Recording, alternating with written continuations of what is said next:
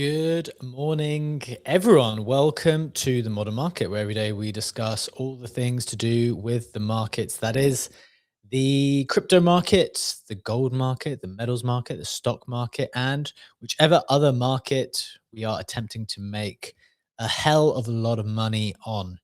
Loaded up for discussion today. We've got gold back to more than $5,000. Bitcoin is failing to act like digital gold. It is underneath $70,000. Even underneath $69,000, that's 68. Alphabet's dollar bond sale, on the other hand, starts with a $20 billion worth sold in a 7-part series. Corporate debt is expanding on the American side. This is a trend. We'll touch on what that means in a bit.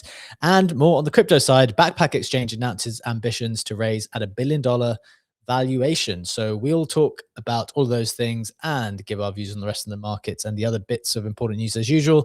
Today, I've got Legendary in the co-host seat with me, as well as Rahim back on his Tuesday segment. So stay tuned for that. But before we get into it, just a reminder, friends, nothing here is financial advice. This market is very, very risky. We unfortunately do not know anything for certain. So please do proceed with caution and exercise your own judgment at all times. With that out of the way, it is Tuesday. It's the 10th of February. Rahim, how are you doing today? And how are you feeling? GM, everybody, it's good to be back with my friends over here. So it's been a good, interesting couple of days. I think a lot of us are kind of plugged out. We were quickly chatting about this. In some ways, like what's happening in like regular markets. Like I haven't like trenched in a while. I haven't like dived in like prediction markets. So it's been a good balance. Obviously, I'm very much focused on my IRL business side of things. But yeah, like interesting to see how like markets are like decoupling in some places. Like, we'll talk about this. Like the base announcement was kind of like strange regarding like the base app, but then you had like you had it in your snapshot regarding the Mr. Beast step announcement. So it's interesting to see of how like the dichotomy of everything that's happening on chain and off chain. But it's looking a good week. Yes, you mentioned a few things which we're going to talk about today. Those are interesting points to note. As you say, it's a great time to build, guys. It's a great time to build. Oxy was just chatting to me in our Telegram chat before, asking if the show is going to continue sub 69K. Yes, the show will continue, but actually my personal account will also continue. Although I find it really hard in positive markets, in markets where everything's going up. I don't actually like participating a great deal. I don't think there's anything really to add. People just tweet numbers, get loads of engagement, and everything goes up. I don't find it very intellectually stimulating or interesting. I do find it far better to get involved in some of the conversations once maybe the tourists are flushed out and you can have more thoughtful conversations. I don't know if that's necessarily the case right now because there's a lot of panic, and then it's just a lot of arguments whilst people kind of fight about when things are down. People are not very happy. So, but in general, I prefer this state of affairs. So I'm going to be tweeting a lot more from the personal account very, very soon. Ledge, what's your view here? Kind of building versus, or maybe building in a bear market versus building in a bull. What do you think? I like the uneventful market most. I don't need the panic in the timeline. I don't need the new all-time high every 5 seconds or the Donald Trump post saying that the S&P 500 hit 36 all-time highs in 2025. I like a quiet sideways market. I would wish for that so that I don't get distracted. As in terms of building in a bull or building in a bear, I think it doesn't really matter. If you want to do something, you're going to do something. Maybe previously it used to be the opinion, oh, it's easier to build in a bear because you're not distracted by the markets. But ultimately, we've been through bulls, we've been through bears with the show, personally for longer than obviously running the show. And if you want to do something, it doesn't matter because you always find things to distract yourself with. Maybe now the market is not the best, but Claude and the agentic stuff is taking so much of my time. And then I need to find a way, how can I use that in synergy with the show, with other things that I'm working on, and I don't need to spend time on that. So I just think if you actually want to do something, bull bear doesn't really matter. It's just an excuse for whatever. Let me shoot you this one tweet immediately, Legendary, to get your perspective on this. We have been talking a lot on how I've just sent it over in our production chat. We've been talking a lot about how, in fact, I'll put it in our Telegram as well. Why not? So other people know what I'm talking about, into the Modern Market Telegram chat. We've been talking a lot on how you got to use this opportunity to 10x yourself as part of this opportunity to leverage AI to help yourself, further yourself. Udi had this interesting take. He's the creator of Taproot Wizards, Bitcoin OG, done very well for himself over the years here, saying, with a kind of critique of what our position was, saying everyone is just saying you just need to get on with the AI tools, but they are wrong. This is her perspective, which I actually don't disagree with entirely. He says, I mean, sure, nerd out if you want, but the truth is any knowledge you gain about OpenClaw today is going to be completely irrelevant in 8 weeks maximum when the large AI companies launch easy-to-use tools that do the same thing better and without the clunkiness. Gaining expertise in finding and installing skills and picking the right models, etc., is going to be entirely useless in 1 month. Or in video generation, all the influencers on X are bragging about how smart they are, blah, blah, blah, blah, blah, generating images. It's fine, but this knowledge won't matter because in a few weeks, you'll just say, make me a full Pokemon episode, and it will immediately give you better results than you can get now by prompt maxing. This is the kind of question, this was the question I was asking the other day, where maybe from a more of a security perspective, I was like, do I want to get involved with all these tools who I don't know, who's have just maybe new developers and unsafe or unproven track records? Or given that Google already has all my information, and this is actually a big Google thesis, my Google shares, probably I need to start building a position, because my genuine thinking is, since Google's got so much of my information anyway, should I just not wait? They're going to wreck all of these people's business models by producing one of their own things. They've already kind of done it with Gemini, caught up to the other models so quickly, and now kind of one of the leading ones. Are they not going to do something similar for creators? Are they not going to do something similar for maybe a more premium offering? What do you think? And I'd be curious for Rahim's thoughts as well. I disagree with Udi's take here, because I think that even in a world where you can just one-shot an episode of Pokemon, there's still going to be differences in people who are being able to use these skills better and other people who are not able to use them to the same extent. And I think the difference between being an AI user, being a top 1% AI user, being a top 0.1% AI user is bigger than ever. And this gap will increase because there will be other things, and having more experience with that will help you as a human to learn how to best use these tools and how these models work. If you want to take it to that extreme, then the thing would be to do something that the person did whom I bought my MacBook from, which is currently the device that I'm using to be on the show. So when I bought this MacBook, it was basically it's the CTO version, like 64 gigs of RAM, best specs, yada yada yada. Used to be a 5K MacBook, and this guy sold it to me for, I think, 3.5K or 3.8K, something like that. And it was a couple months old. So naturally, my inclination was to ask him, why are you selling this? And because I did the transaction in Bitcoin for the MacBook, Phunky's going to hate me for that I'm spending Bitcoin for that. It took a while. So I had like 20 minutes to chat with him. And he told me, look, he's an actor. He's traveling between Budapest, Vienna, a German city. It's not really working too much at the moment. And his moat is, I think we're going to have universal basic income soon.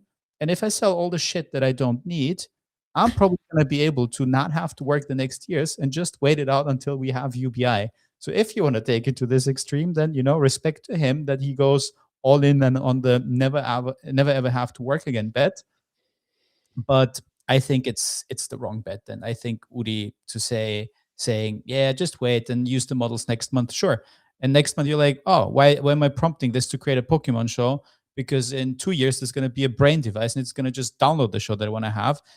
Just it's the right approach. This is the time to play around with the shit and not to just wait for battle models to fix stuff. It's a really, really interesting question at the heart of this, which is what is the point of anything, actually? Like, got to get like a bit philosophical before we get into the main stuff. I can see Phunky and Oxy with their hand raised as well. We'll get to it, and I want to hear from Rahim, and then we will get to the main headlines as usual because we've got some important headlines to discuss. But I think in some ways, the question that people are trying to answer is, well, what is the point if something else can do it for you? But that's the same with everything. It's like, what is the point of being able to cook in the modern world if you have the means to either hire a chef, which some people can maybe at the top end, or now it's kind of democratized to be able to order your food whenever you want. So why do that? Why do anything, guys? What's the point in doing anything? So I actually I see Udi's point, because I think maybe on the surface level, for basic obvious things, you will probably just use Google prompts if you are already in the Gmail ecosystem, and that's going to be fine. But that is not the top 1%, as you said. It is not the top 0.1%. It is not the people who are going to, like, do you think all human art is going to stop? People are not going to appreciate and exercise their judgment on the more creative aspects of the universe just because AI can do it. I strongly, strongly do not think that is going to be the case. And so the best people will be people who are always experimenting, which is the same as how it's always been, right? So yeah, I like that take. I'm kind of taking a little bit of both here. Rahim, what do you think? Then we want to hear from Phunky and Oxy too. Really, really quick before you go on, because you had this like question, what is the point and why? And that reminds me of actually one of my favorite books, Slaughterhouse-Five by Kurt Vonnegut. And there's exactly this question where a human asks, why me? And the answer to that is a very earthling question to ask, Mr. Pilgrim. Why you? Why us for that matter? Why anything? Because this moment simply is. Have you ever seen bugs trapped in ember? Yes. Well, here we are, Mr. Pilgrim, trapped in ember of this moment. There is no why. And I just love this as an answer. Enjoy it. Enjoy it. If you want to play with the tools, play with the tools. Rahim, what do you think? Beautiful. Absolutely love that quote. I feel like if we zoom out a bit and think about how any form of software development came to be, you think about this, I'll talk from a like 3D programs, video editing point of view, right? You had the enterprise audience, which was like the studios, the production houses, and then you had the consumer. Both these markets existed before, so you had a lot more customizable tools coming out for the enterprise level, whereas like a lot more easier to do were directly for the consumer level. I would argue a lot of these like tools that are being built, whether it's like the Claude ecosystem and a bunch of these, are way more almost from the lens of like the enterprise level, because there's so much like geeking out you need to do. There's like so much structuring that you need to do. Whereas I believe, going back to what you were saying, is when you bring in like Google and like a lot of people who are focused on like straight consumer, where you're sitting on your phone and you're generating all of this, yes, they will be able to, but like the limitation because of like an easier UI UX will be like super high. And you see this already today. Like there are people who are making TikToks and Instagrams and they're editing on their phones with way more simplified like editing tools, but they can get the job done.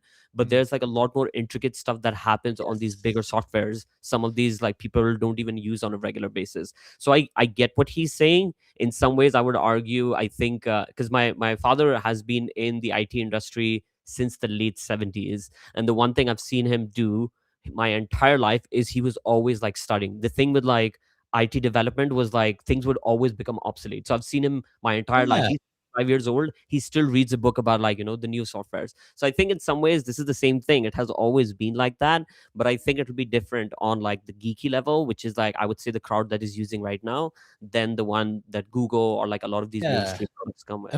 Imagine in 1980 saying, "Oh, don't bother doing this. A computer's going to do it in the future." It's like, okay, well, the computer's iterated 1,000 times. Okay, I'm persuaded. Phunky, your hand is raised. Welcome to the stage round. What's your take here? First and foremost, I would never hate you, Legendary. Do what you want with your Bitcoin. But more importantly, I just feel like I completely disagree with Udi. And I take a lot of inspiration from a lot of the people in the modern market chat, because just last night, I finally spent a few hours. I opened Claude. I had never used Claude before. I got the OpenClaw. I started talking to Claude, getting it to walk me through doing the stuff with the OpenClaw, doing it on a separate old MacBook Air that's completely wiped and has nothing else on it. And I just feel like what Legendary was saying on the show, I think it was yesterday, just the actual talking and learning by playing around with the bot and Claude and the interactions between the two, it felt like my brain was on fire. And as someone who is a lifelong learner, I absolutely loved it. And I still feel like I'm behind in some sense, but I was talking about it with my wife on the walk yesterday. It's like, we're really not behind, because those of us who are on this show or in the Telegram chat or doing any of this are so on the edge compared to the average person. The people that Udi is talking about, the everyday folks, right? And I think there's a tremendous value to pushing yourself to learn new technology, especially in this age where the proliferation is going to happen so fast. So I don't know. I don't agree with Udi. I'm totally with Legendary. I've really, and I want to say thank you for forcing me to actually take the dive. Like it. I like that sentiment. Oxy, your hand is raised. Welcome to the stage, man. What's your take here? Yeah, I was just talking to my buddy about this yesterday, actually, and he kind of had the same stance as Udi, where it's like, well, in reality, in the next 10 years, we're going to just be able to create me an agent, like agentic network that has context and all of this kind of thing. It'll do it for you. And like the irony is like in reality, that's probably going to happen at a certain point where there isn't going to be the knowledge gap between the people who are, super far deep into it, like we are, where we're building our own agentic networks and bots and stuff like that, and then the people who that only use LLMs or don't even use AI. But there is this gap between now and when it gets to the point where it's as easy for anyone to do anything using AI because it's just that far advanced. And this time in between there is where the value is really going to accrue. And I think you guys you kind of touched on that already, is like now is the time to upskill yourself and learn as much as you possibly can, because those are the type of people that people are going to want to like connect with or hire or, Yes. and then build a network with, because you're going to be so far advanced ahead of everyone else because you're digging into it and playing around with it. So yeah, I agree with everything you guys are saying. Agree. I'll leave us with one take here, because then we'll get into the main headlines. It's a different analogy. I think one of the main things that happens with tech now is that it keeps breaking down different barriers, and it will break down different barriers at different times. So now it looks like it is going to break down the barrier to coding, break down the barrier for creating certain types of content that maybe required specialist stuff before. This, again, if you zoom out and look at it in that abstract way, is no different to what's already happened. Think just a few years back to the proliferation of Twitter Spaces, which is how our show obviously started. I don't know whether you listen to us on Apple now or Spotify or YouTube. We started as an audio only Twitter Space, which I guess took inspiration from Clubhouse, these rooms that you could just press a button and suddenly host basically your own radio show. And the tech facilitated everyone in the world at the press of a button to host their own radio show. Does that mean that everyone is literally capable of hosting their own radio show? No, because that is a specific skill. It requires a specific kind of person to host the show, specific kind of guests that you need to bring on to host an engaging conversation. So it's going to be the same as everything else, I think. Yes, it brings down the barrier so everyone can feel like they have the opportunity to, which is fantastic. However, it does not mean that you're going to excel, because you might not have the skill set to be a great product builder. I'm messing around playing with a website at the moment that I want to create around some product. And now we'll see if I actually have that vision as a product builder. So now the dev tooling the website building is kind of out of my hands. It can help me with that. But does that mean I'll have a successful product at the end of it? No, because I'll have to be able to use my brain as an individual and have the vision for this product and go to market and all of this stuff.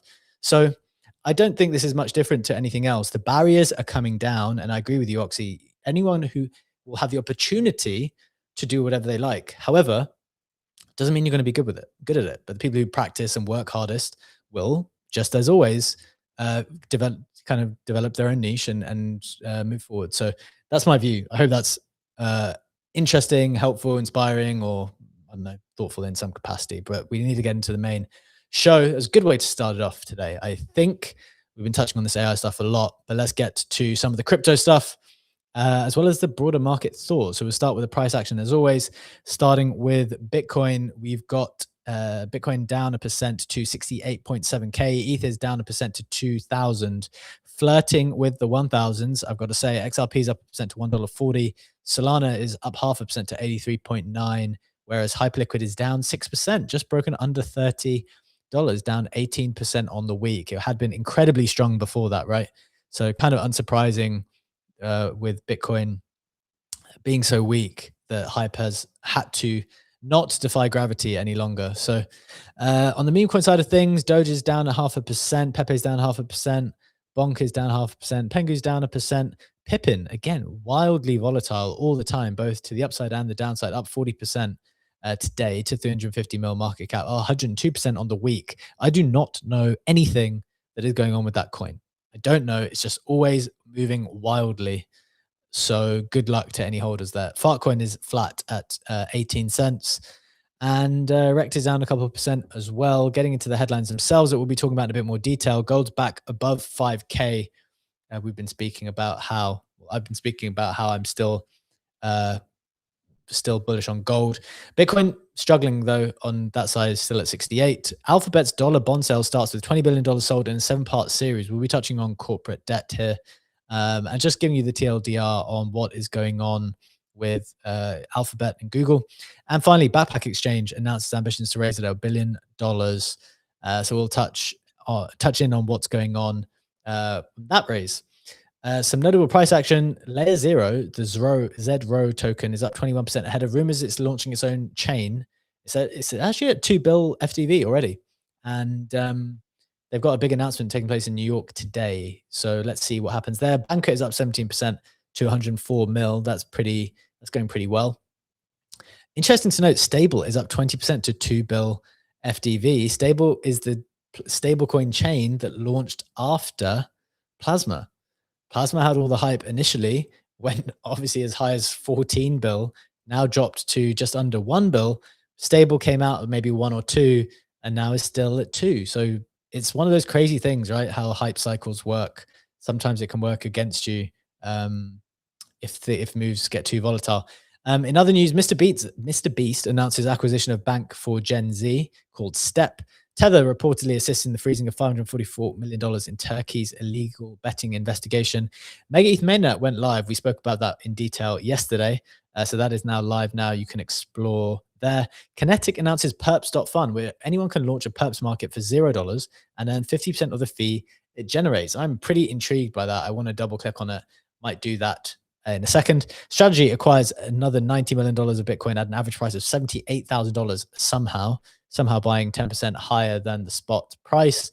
Imprisoned former FTX CEO SBF returns to X to tweet that FTX was never bankrupt. Likes to remind people that. Seems like he's seeking a presidential pardon. I don't think that would be very popular at the moment. So let's see how that progresses. Former Farcaster founder Dan Romero joins Stripe's blockchain Tempo. They are really congregating a high-class, high-quality group of builders around that blockchain. So I'd keep an eye out there. And then finally, Elon reveals plans for the Moon City instead of Mars for within 10 years' time. I had to throw that one in there, even though it's not crypto related. We do want to keep up with what's going on in space, I think, or the visions towards it. Right. That's the roundup, guys. Get you up to with everything that you need to know. We've got a ton of interesting headlines to talk about today. We've got 3 interesting headlines to talk about today. But before we get there, want to hear what is catching your attention? Legendary, maybe starting with you, then we'll hear from Rahim. What's going on? What are you thinking is important? Yeah, two things I want to pick out. The last time we've seen Pippin pumping so much, I said that it's just a couple spots, just another 20% move away from flipping Pingu. And now with this recent pump, it is only 20 million market cap. It's just a couple percent of a pump away from actually flipping Pingu as a token, which is impressive. And I have no idea what's going on with Pippin. I did ask Grok. Yes, there's buying volume. The narrative is strong with AI, but I couldn't find any more specific reason as to why this is moving so much. Maybe someone in the YouTube comments, maybe someone in the Telegram comments can elaborate more on that, because I don't know what is going on with Pippin, but I'm intrigued to see that it has these strong moves quite often, and there is a ton of trading volume. What are we looking at? 49 mil for the last 24 hours, 367 mil market cap at the moment. So I'd be curious to see why this is now the AI favorite in terms of meme coins. Yeah. Do you have any more thoughts on that? Keep going. No, the other thing would be something not related to Pippin, something different. Keep it moving then. Let's go. Alrighty. It is the Elon stuff. Yeah, Okay. Moon City. That's an intriguing vision. And I thought about that on a level. Doesn't matter if it's a 10-year timeline. Doesn't matter if it's going to take longer. Doesn't matter how long it's going to take to go to Mars. But Elon is obsessed with that. Obviously, he has the means to work on that, and he's been working on that with SpaceX in a way stronger capacity than most national states. And I've been thinking about this from many perspectives. The legal one, if we have a city on the moon at some point, if we have a city on the Mars, what jurisdiction would even apply there? And even if there is a jurisdiction for that, who would even be able to execute that if he's the only one who can get people on the moon, on the Mars? And then also think that it's actually wild from a political perspective that the strongest push to extra planetary colonization comes from a single private individual, from a private company, and is outperforming any nation state in doing that. And I don't think that this is, I mean, I love Elon's ambitions, don't get me wrong, and I think it's super important that we think about life outside of planet Earth at some point. But I think it's very, very dangerous that it's only driven by one single being, and that no country, no nation state, no union of nation states is working on this mission with a similar intensity. And we are seeing this in so many more domains. A couple of days ago, there's been an article that France is massively spending when it comes to AI investments, and they launched a $30 million package, $30 million investment package. Like, that's ridiculous. Chris paid 70 mil to just purchase the damn AI.com domain, and they're like a nation state, and they're investing 30 million AI infrastructure, and it's a big country. It is worrying how much of knowledge and how much of tech development, how much of strength is moving away from countries and is moving into the hands of very powerful individuals, private companies who are basically carrying all of the tech advance. Yeah, I saw Palmer Luckey, CEO of Anduril, the defense tech company, reply to that saying, "That's how much I spent on my house.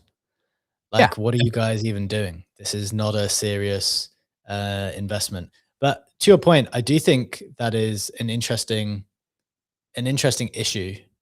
I haven't thought about it deeply enough. I have started to have some thoughts on it. I'd reiterate my other thought. I think there's a great set of business use cases from going up there. I would agree with you that there's no mandate or consensus from a democratically elected, and there's going to be a debate around democratically elected mandates in general, I think, and the extent to which they are needed at the moment or required. But there's no mandate to go and build a colony on the moon. And maybe this individual has a level of foresight that's super exciting, super interesting, and can see something that we can't. But I think it's probably fueled, at least in part, from his own imagination, him just doing things that he thinks that are fun, but explaining things in a way that, it's interesting. There's a contradiction in Elon that when he talks about being pro-human and pro-life, and forget the alternative or the other readings of what pro-life means, but as in pro, kind of having an optimistic view of the world, and yet he thinks it's so bad that we need to disappear onto another planet. Like that's where I'm super pro being super optimistic, but I think going or needing to go to another planet, I don't think is the case. And I mean, I was speaking to Rahim about this. Maybe I'll get your view on this before we go into some other topics. I don't know why we need to go to Mars. Like, we're colonizing the desert at the moment. Don't know why we need to colonize Mars. Don't know why we need to colonize the moon. The Middle East has been colonizing the desert for years now. It's an incredibly successful project. It's an incredibly lucrative project. It's working. It's working very, very well. I don't know if people are as awake to that as they need to be. I appreciate all these business use cases of SpaceX, and I think Starlink's amazing. That's what I mean. From a business perspective, I think it's cool. I don't know if we need to go and live there, but maybe that's me being short-sighted. Rahim, what do you think? No, I think I'm in like the same boat as you. And it's funny I say that because I'm like close space exploration. Like I'm like super into it. I like some of this amazing like space programs that exist. But I'm like pretty much in like the same boat with you. Like you and I, we've like talked about that. Why isn't when we're talking about like colonizing the desert is just like looking at that, okay, temperature is like the big issue. Why haven't been able for us to like make like a massive dome or somehow figure that element out, and we start basically colonizing here? Everything else, whether like beyond like the weather, a lot of it like makes sense. So yeah, like I'm like I have a conflicted view on what like Ledge was saying in terms of like government spending like so much, and you have like these countries spending so much on like technology, whereas it's kind of scary that like you have individuals having so much power. And I feel like there are pros and cons to both, because historically speaking, a lot of tech and innovation always came from individual people. I feel like maybe Elon is like obviously not a great example of this, but I feel like a lot of times governments are like everything is like so political that I feel like it ends up inhibiting a lot of innovation when it comes to like technology, which is one of the only good things that has one of the good things that has been about like Dubai, because Dubai doesn't work in like a bipartisan way. So every innovation is done in like a very streamlined way. Whereas I feel like a lot of the world where you have a democracy, I feel like when it comes to like tech innovation, there's like two sides of it, and they become like very political. So in that way, I get why a lot of these individuals are getting into it and stuff. But I'm in the same boat. I feel like there's a lot we need to fix. There's a lot we can do with planet Earth. I like his idea of us going underground with his like boring company and being like, oh, let's build tunnels. Let's Yeah. go underneath the surface. I am more on that wagon than going to space. I like the, just maybe final thought on that. I think the argument is, and that's what I like, is that it's a single point of failure. Like, you know, you have your ledger, but you also have your private keys written down. Like, you don't have a ledger and you just raw dog it, and if it breaks down, your money's gone, and you're like, oh, okay, we're gonna start again. So the statistical analogy, I think that Elon used as well, is there could be like cosmical events which obviously ruin planet Earth, and in couple centuries ago, that would have been it. We could not have done anything against it. Now we are technologically at a certain level where you can do something against it. And the analogy that I like most was this: imagine there's a full month, like say January, and you have to pick 5 seconds within that month and stand on a football field. And Rahim has to do that, and I have to do that, and Phunky and Oxy and everyone else listening. And the only thing that you know is that in that month, one lightning strike will hit that football field. And if it hits in the 5 seconds that you're standing in, you're dead. And this is basically the odds that there's a cosmical event happening, which is taking out life on planet Earth over, I think it's not a period of a month, but like over the period of our lifetime. So it is a non-zero chance. And obviously, if something happens, the downside is pretty bad, because then we're all gone. And now for the first time, we have a chance to do something about it. And yes, there's problems with that. Diablo in the comments says, I worry about the mentality of discarding this planet for another, the richest moving on and leaving the rest here. But I think it's just a single point of failure. Now, for the first time, we can actually do something against it to not be at the mercy of some cosmical event that could wipe us out. Yeah, I don't know. It's that is the correct, I think, argument for. So we'll keep an eye out. We'll keep an eye out. We'll keep monitoring. Let's get to the main stuff today, though, because we've got a lot to talk about. I've got this interesting article I want to bring into it, maybe on how to get exposure to AI. But Ledge, I think maybe go into your asset breakdown and main market breakdown, and I'll try to weave it in at some point. Yeah, absolutely. I think I will have a nice segue for you to then go into that. First of all, the gold and silver are holding up quite well. Gold is basically flat on the day, but is trading above $5,000, $5,045. Silver also more or less flat on the day, holding above $80 at 82.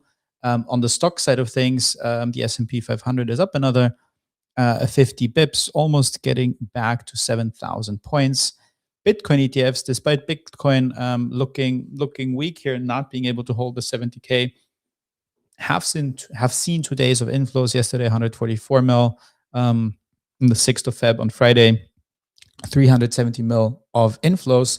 And there's been an interesting article on Yahoo Finance from one of the analysts at Bernstein. Yes, Bernstein. That was. It's basically getting into why are we seeing this like multi-year weakness in Bitcoin versus gold? What is going on? And he is painting another narrative. And obviously, Bernstein's bullish on Bitcoin, so keep that in mind as a caveat. But he's saying spot ETFs have only seen a 7% outflow compared with a 50% correction in Bitcoin prices during last week's sell-off. So that is actually quite strong. The bear case for Bitcoin is weaker than ever, actually. The quantum worries are not the relevant worries right now because they're too far away and most of the market is not worried about that. But the simple point that he's making is to say, in an AI world, Bitcoin and crypto are simply not interesting enough. They're just not getting the attention despite the bear case being the weakest. So there is no buyer for that. And they remain confident. That's the caveat that I said because Bernstein's bullish on Bitcoin, that Bitcoin will hit another all-time high this year. They think it's going to go to 150K this year. But I just like the simplicity of the argument. Like there's no strong bear case for Bitcoin right now. It's just the fact it's not interesting. Gold is gold. So Bitcoin can't be digital gold if all the attention goes to gold. On-chain gold even is not as interesting because yes, we are seeing a pickup in volume there. There's $1 billion plus in on-chain gold, but it's nothing against the multi-trillion-dollar market that actual physical real gold and paper traded gold is. And AI is just a hot thing right now. So people don't care about buying crypto, don't care about buying Bitcoin, but there's nothing fundamentally wrong with it. Fair enough. I like the take. My response to it is twofold. First is I don't know that there's a catalyst though to change that. So I agree with the current position, but we're always looking 12 to 18 months in the future. Maybe we should trade better on 3-month timeframes or something like that. But even looking slightly further out, what's the catalyst to change that position? Everything that Bitcoin could have wanted to happen has happened. It's been presented a macroeconomic opportunity as well to prove that it is what it say that it is. And instead, all the OG sellers have tanked the price. A lot of other people have decided to exit as well. So the question would be, what's the catalyst? And to be honest, unless you guys can tell me otherwise, I actually can't see one on the near-term horizon. The biggest catalyst, or not even a catalyst, would just be that people decide at some point in time, just like they do sometimes, that this is now undervalued and it has to go up relative to other things. And, all of the FUD around Bitcoin now has been FUD before, and it all gets forgotten when the price is high. So when price is 120, everyone says it's digital gold, it's the best thing, everyone needs to have in its portfolio. We've heard that before. It's the debasement trade, everything's going to zero, the denominator's going to zero, Bitcoin's amazing. And then when the price goes down, no one says any of those things anymore, and it's all about quantum threat, OGs selling, what else are people saying? Just whatever negative stuff that people are feeling towards Bitcoin now. It's broken its trend with monetary supply. It's not doing what it's supposed to do when gold is performing. So I can't see a catalyst. That's my one response to that, at least in the short to medium term. And then the second thing, you spoke about AI. I wanted to bring this to people's attention because I thought it would be helpful. This is a post. This is in the call sheet ledge. Post from Jose Maria Macedo, who is co-founder at Delphi Labs. Prominent investors in the space, have been very successful for a long period of time. And we've been talking about, look, how do you get exposure to the AI trade? What is the way to do that? I'm not saying this is the way, but I'm saying here's an option that someone intelligent has shared. So I wanted to share that with you guys. For him, he says, for me, the answer is mostly private markets, because that's where his edge is. He says mostly seed, pre-seed, plus some more de-risked growth exposure like Anthropic. There are ways to get exposure to Anthropic at the moment.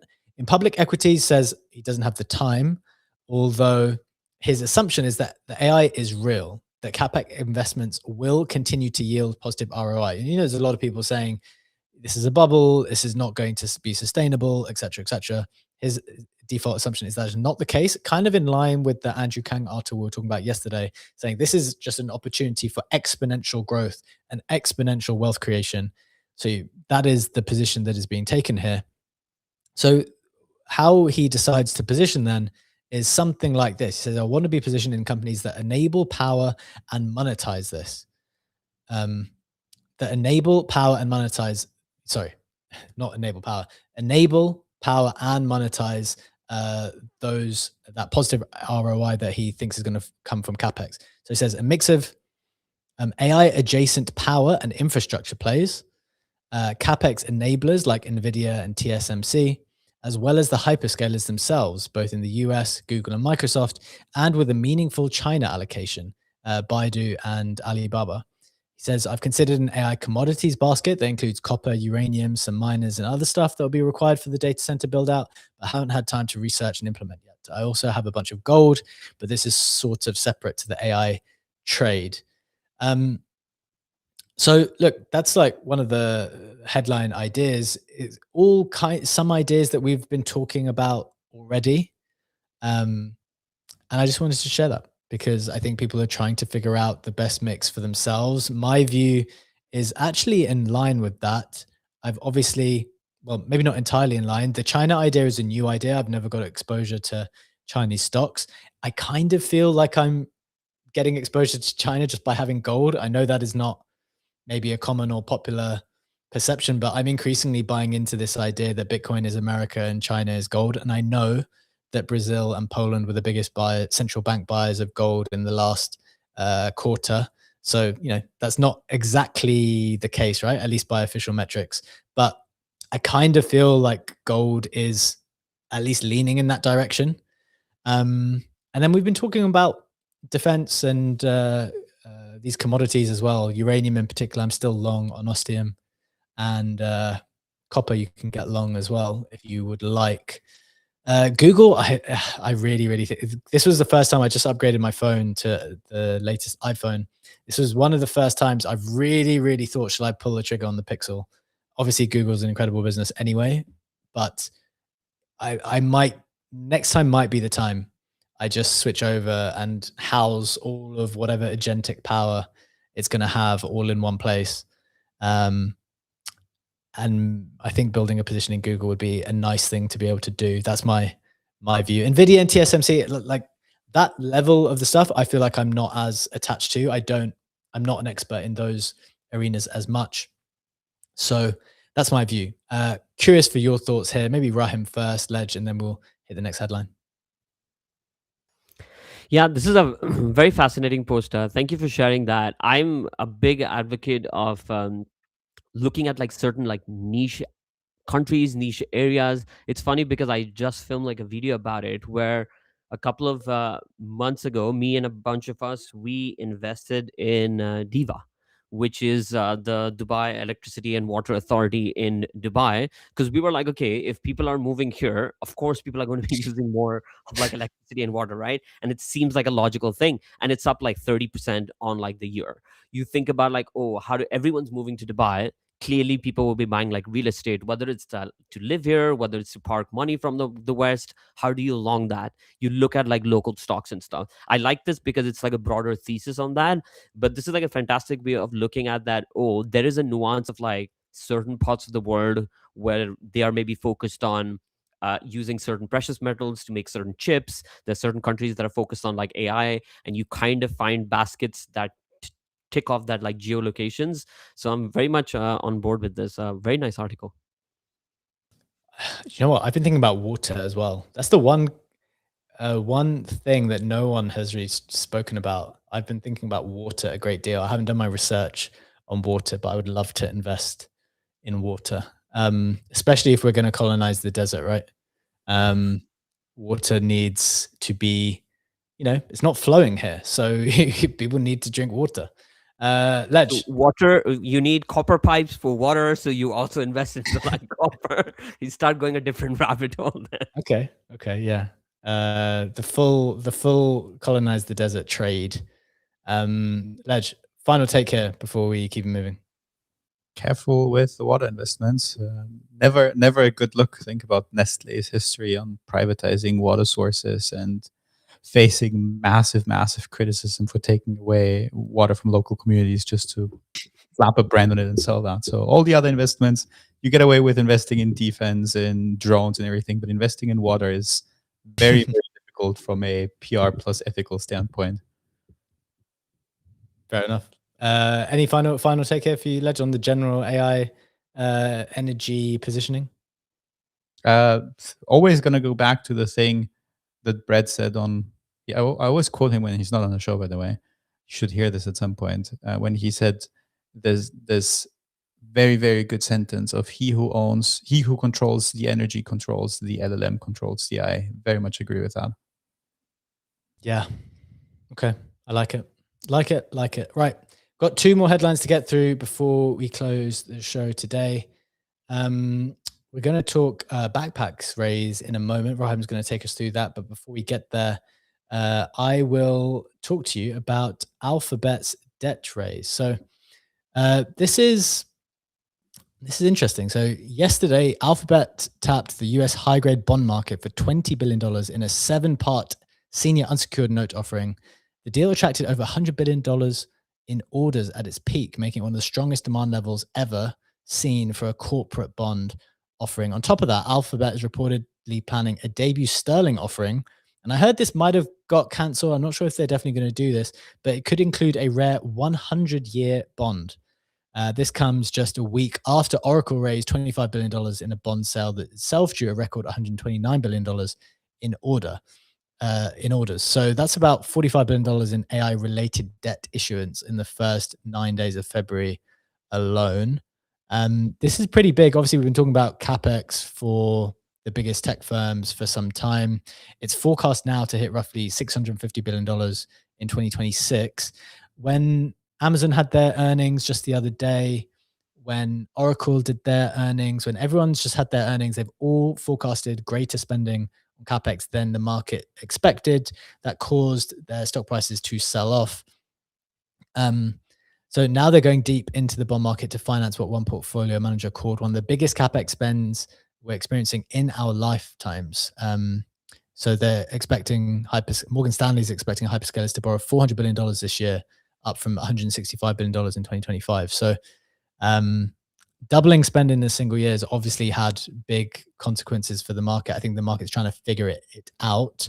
Investors are clearly like, there's appetite for this debt. And Ledge, you were talking earlier about how individuals are investing, or well, individuals / their companies, whether it's Elon and Tesla or Elon and SpaceX, or these big multinational corporations are accruing so much power and capital to them as the owners of the tech that they're far more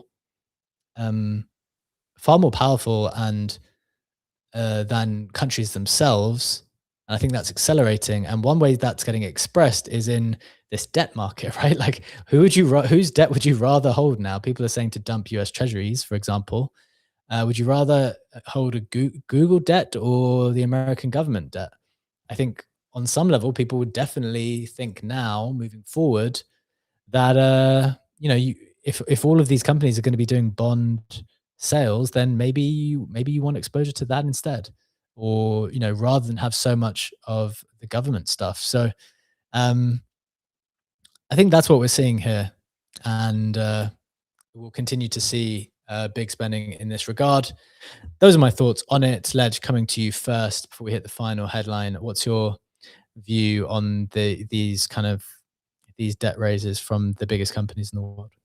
Yeah, they're super interesting. It is the off-chain version of USD AI, right? You give money and earn yield on that compute power, and it's unsurprising, I would argue, to see that. I would be very curious to see the yield which is offered on all of that, and see how that holds up against other yield offerings, and how that holds up against the 10-year US Treasury. But it is definitely an interesting market to look into. I'm just seeing some other numbers here. So Yahoo Finance reported 20. So just the 4 biggest US tech companies forecast to hit $650 billion in 2026. That's the CapEx spend, but Reuters are predicting US corporate bond issuance expected to reach 2.46 trillion in 2026. These numbers just don't really make any sense anymore, do they? Just kind of detached from reality in some respects. Rahim, do you have a view here before we hit the final headline?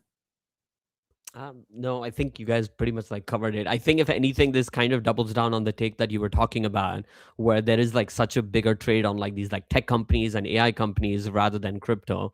So I think that it just double downs on it. The one thing I would say before we hit the final one is, again, maybe this is not our area of expertise as much. It's obviously super important for the market to understand the market, and so that's why we touch on it. But I have been reading and listening and learning more, just in terms of the buyback dynamics. A lot of these companies have been doing buybacks like crazy over the last few years, and I think what is being forecast now is that all of those buybacks, if not all of them, then a vast majority of them from some of these biggest companies are coming to an end. They're coming to an end in a fairly abrupt way because all of this money has to now go and get reallocated in building out these future data centers and taking this very long infrastructure view. So that is, I think, ultimately a headwind for these companies. Like, it's not great for the share price. I still think they can, it's one of those things, right? It's going to be super valuable. I do think there'll be a return on this stuff. I do, some of the stuff might be bubble-like behavior, but the general tech and the general potential is nothing.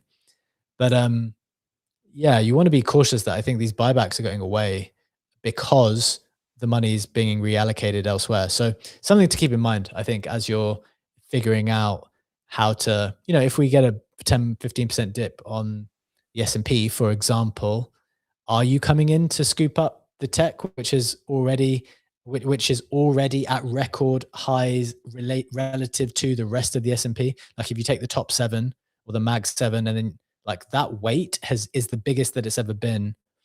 Like, do you really want to bet on it continuing to be the biggest it's ever been?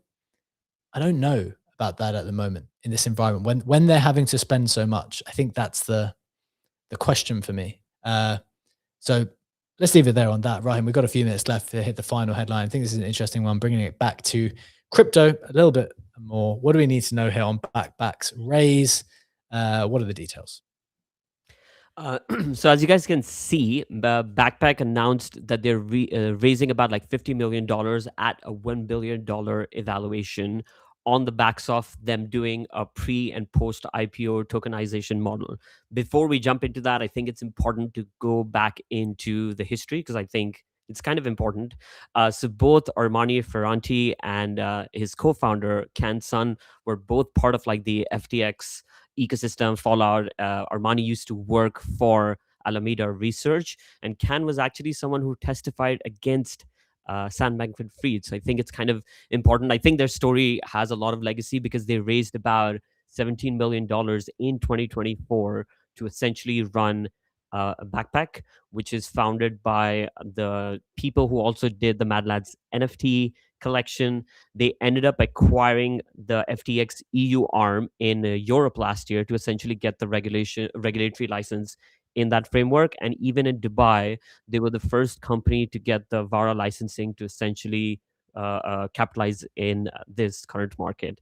So taking all of that into consideration, they've essentially announced that it's reported by Axios actually, that they're raising about $50 million at a $1 billion evaluation that comes with pre and post IPO tokenization. The way it works is what they've mentioned, that rather than having tokens allocated to the team, there will be certain tokens that will be held by the company, which will only unlock a year after the company IPOs.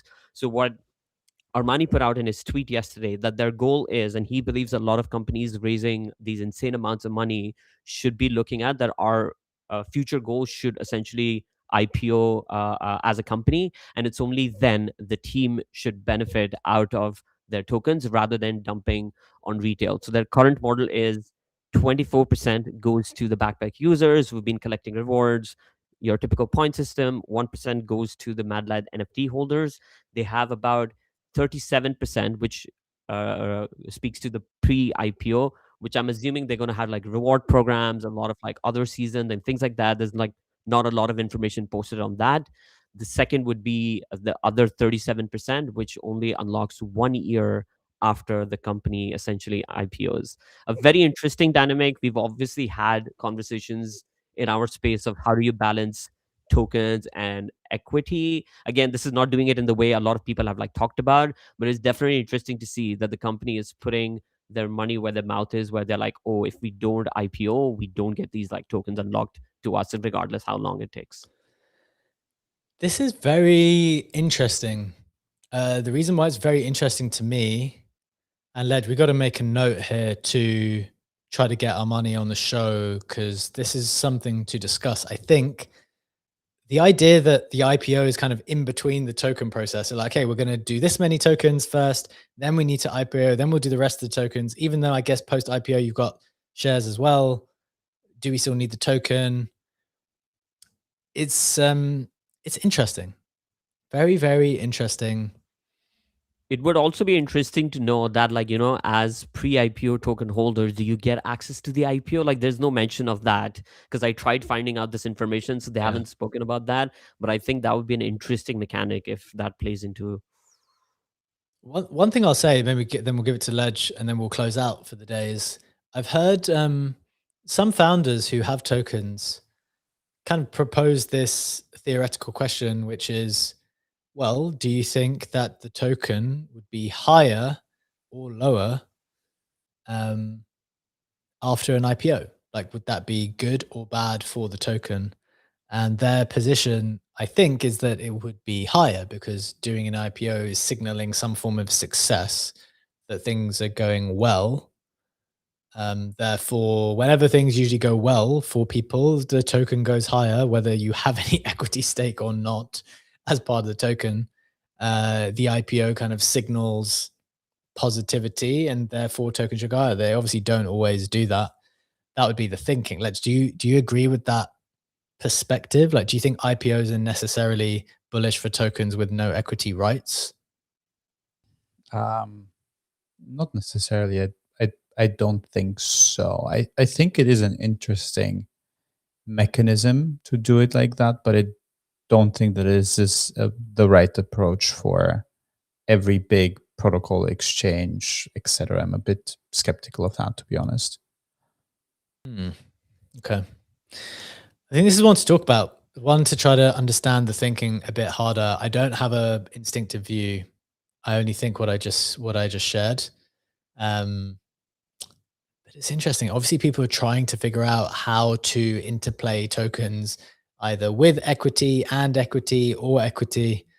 It's going to be a conversation that we continue to have, specifically because all of these things are being tradable in one place now. When you look at Hyperliquid now or any other trading environment, you can pick real world assets, metals, stocks, crypto, some things that do have equity rights, some that have no equity rights, some which are things on leverage and whatever. You're going to have this whole mix. And so I wonder how these will play out and evolve, but we'll be here to cover it as always. That is the show for today. I hope you found it interesting. Went on some interesting topics as usual. Just a reminder, we do this every single day, Monday to Friday, 7 a.m. Eastern time, live on X Video, YouTube, and you can catch us on Apple and Spotify and TikTok if you're looking for the short form content that we make. We hope you have a wonderful day. Thank you to my co-hosts, Legendary and Rahim. We'll be back same time, same place tomorrow. Have a wonderful day. Take care. See you tomorrow. Bye-bye.